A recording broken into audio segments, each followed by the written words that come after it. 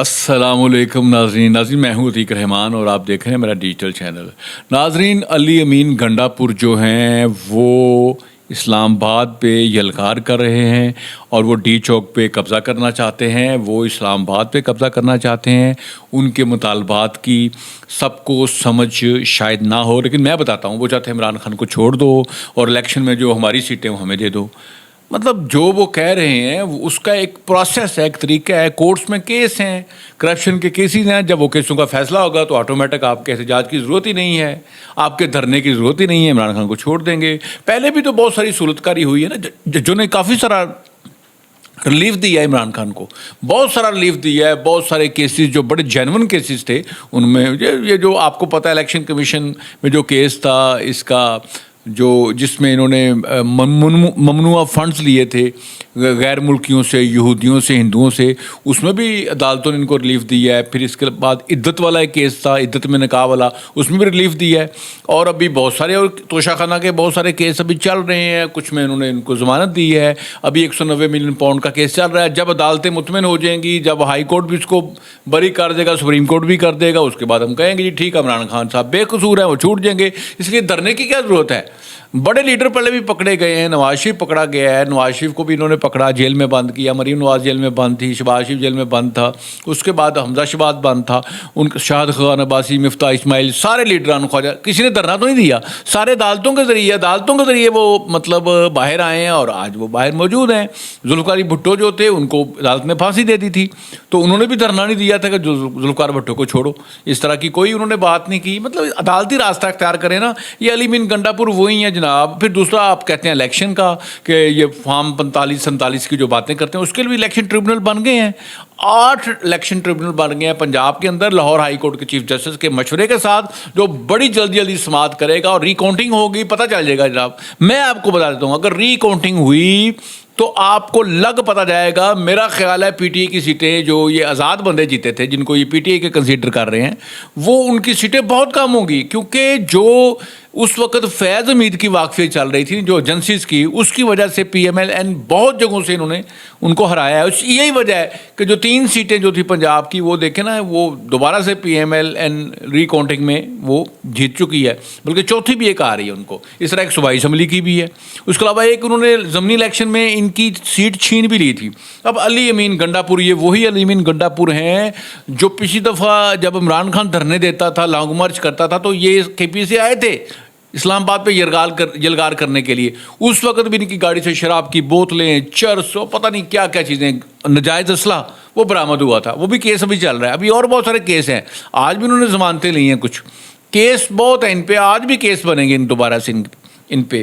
کیونکہ آپ ملکی حالات دیکھو, اکانومی ٹھیک ہو رہی ہے, سارا کچھ ٹھیک ہو رہا ہے, لوگ باہر سے لوگ آ رہے ہیں, دوسرے ملکوں کا اعتماد بحال ہو رہا ہے, اور یہ احتجاج کر رہے ہیں. مطلب احتجاج کی کوئی خاص وجہ. اب میں علی امین گنڈا پور کی زندگی کا ایک بہت آپ کو ایک سچا واقعہ جو خود ہی وہ بتا رہے ہیں. وہ کہہ رہے ہیں جی میری امی کو شوق تھا کہ میرا بیٹا, علی امین گنڈا پور کہہ رہے ہیں, میرا بیٹا گلے میں سونے کی چین پہنے. تو انہوں نے مجھے گلے میں سونے کی چین پہنائی, تو میں نے کیا کیا, وہ چین بیچ کے تو میں کھا گیا. امی کو جا کے میں نے کہا کہ وہ تو گر گئی ہے کہیں پہ. امی نے کہا کوئی بات نہیں. انہوں نے مجھے نئی چین لا دی, پھر میں نے وہ چین پہن لی. کچھ دن گزرے, کچھ مہینہ گزرا, تو پھر میں نے وہ بیچ کے کھا گیا. تو پھر میں نے امی نے پوچھا وہ چین کدھر ہے تمہاری, گلے میں نظر نہیں آ رہی. امی وہ گر گئی تھی کہیں, پتہ نہیں دوستوں کے ساتھ گیا تھا, پتہ نہیں کدھر, مجھے سمجھ نہیں آئی کہ کدھر وہ کھو گئی ہے. امی نے کہا اچھا میرا بیٹا ایک اور چین لے کے اس کے گلے میں ڈال دی. مطلب ایک اور چین جب ڈالی ہے تو اس نے وہ بھی بیچ کے کھا گیا. پھر کہتا امی کو, اگر میرے خیال میں جو مائیں ہوتی ہیں نا یہ بڑی سیانی ہوتی ہیں, بابا بھی سیانے ہوتے ہیں. اور یہ بابا اور ماں نے نا یہ علی امین کو جو خرچہ پانی دینے کا ایک طریقہ ڈھونڈا ہوا تھا کہ اس نے یہ بیچنی ہے اور پھر اس کو دیں گے تو پھر یہ بیچے گا. میرا خیال یہ وجہ ہے. لیکن آپ یہ دیکھیں علی امین گنڈا پور کی شخصیت کیسے فخر سے بتا رہی ہے کہ میری ماں مجھے ایک سونے کی چین پہناتی تھی, کہتی تھی میرا بیٹا اچھا لگے تو میں آگے سے بیچ کے کھا جاتا تھا. پھر جھوٹ جا کے بول دیتا تھا کہ جناب یہ تو وہ کھو گئی ہے, وہ گم ہو گئی ہے, کہیں گر گئی ہے, تو مجھے نہیں لے دیتی تھی. پھر میں چوری کرتا تھا, میں چوری ہوتی نہیں ہوتی, یہ چوری ہوتی ہے. پھر میں وہ بیچتا تھا, پھر وہ نہیں لے دیتی تھی, پھر میں بیچتا تھا, نہیں لے دیتی تھی. آپ اس سے یہ ثابت کر سکتے ہیں یہ آپ سمجھ لیں کہ آپ اس بات کو فیل کر سکتے ہیں کہ کوا ہمیشہ کوے کے ساتھ اڑتا ہے اور کبوتر کبوتر کے ساتھ اڑتا ہے. آپ یہ دیکھ لیں، عمران خان کی سٹوری دیکھ لیں، گھڑیاں بیچ بیچ کے کھا رہا ہے، سونے کا لوٹا بیچ بیچ کے کھا رہا ہے، اور ڈائمنڈ کے سیٹ اس کی بیوی بیچ بیچ کے کھا رہی ہے. یہ ان کا چیف منسٹر ہے جو اپنے بچپن کا واقعہ بتا رہا ہے کہ میں اپنی ماں کی دی ہوئی چین جو ہے وہ بار بار بیچ کے تو میں کھا جاتا تھا. اور یہ حرکتیں دیکھ لیں آپ، یہ جو آنیسٹ لوگ جن کو کہتے ہیں، یہ عمران خان بڑا آنیسٹ ہے، علی امین گنڈا پور دیکھ لیں، کرپشن کے انبار لگے ہوئے ہیں ادھر کے پی کے اندر.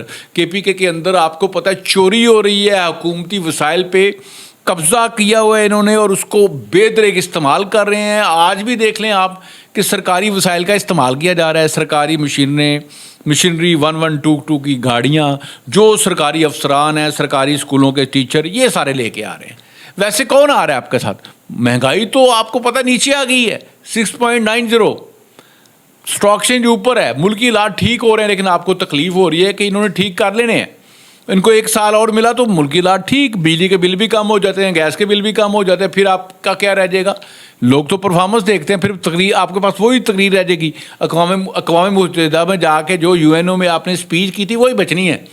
میں بتا رہا ہوں یہ پی ٹی آئی کے لوگوں کو، یہ حکومت نے سارا کچھ ٹھیک کر دینا ہے، مہنگائی بھی ٹھیک، اسٹاک ایکسچینج ٹھیک، اور جو بیرونی سرمایہ کاری وہ بہت زیادہ آ رہی ہے.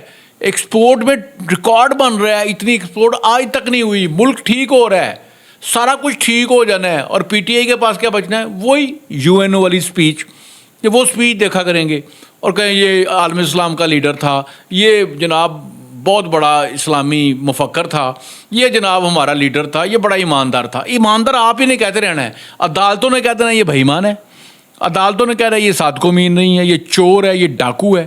عدالتوں نے کہہ دینا ہے پوری، بلکہ اب تو پوری دنیا کہہ رہی ہے. اب تو باہر آپ دیکھ لیں نا، دنیا میں کہیں کوئی آواز نکلی ہو، کہیں کس کی ملک نے کہا ہو جی عمران خان کو چھوڑ دیں، نہ کوئی اسلامی ملک، نہ کوئی مغربی ملک، کوئی ملک نہیں، سوائے ایک ہے اسرائیل. ایک اسرائیل ہے واحد، اور ساتھ کے امریکہ ہے جہاں پر عمران خان کو چھوڑنے کی آواز اٹھائی جا رہی ہے، اسرائیل میں اور امریکہ میں.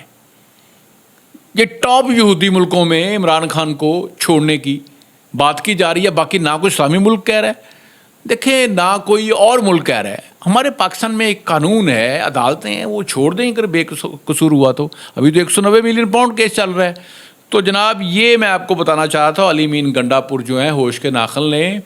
ان کی جس طرح کی تربیت ہوئی ہے، وہ پہلے سے بے ایمانی کرتے رہے ہیں، ابھی بھی حکومت میں بے ایمانی کر رہے ہیں، اور بے ایمان کے دوست ہوتے ہیں. یہ سارے چور اکٹھے کیے ہیں، اور یہ آپ کو پتہ ہے یہ جو خود لوگ چور ہوتے ہیں وہ دوسروں کو چور سمجھتے ہیں. وہ بچپن میں ہم کتابیں پڑھتے تھے نا کہ چور بھی کہے چور چور، چوروں سے خبردار رہنا. یعنی جعلی جو بکس ہوتی ہیں اس پہ جعلی بکس، جو فیک بکس ہوتی ہیں، جو اصل بکس، دونوں پہ لکھا ہوتا تھا کہ چور بھی کہے چور چور. مطلب وہ بھی کہہ رہے تھے چور چور، اور جو فیک بک ہے وہ بھی کہہ رہے چور چور. یہ جناب یہ علی امین گنڈا پور ہے جو اسلام آباد پہ یہ لگار کر رہا ہے. اور یقیناً میرا خیال ہے کہ ان کو یہ فکر لگ گیا، اگر ملک ٹھیک ہو گیا تو ہمارے پلے کیا رہے گا. ناظرین اپنی دعا مجھے یاد رکھیے گا. پاکستان زندہ باد.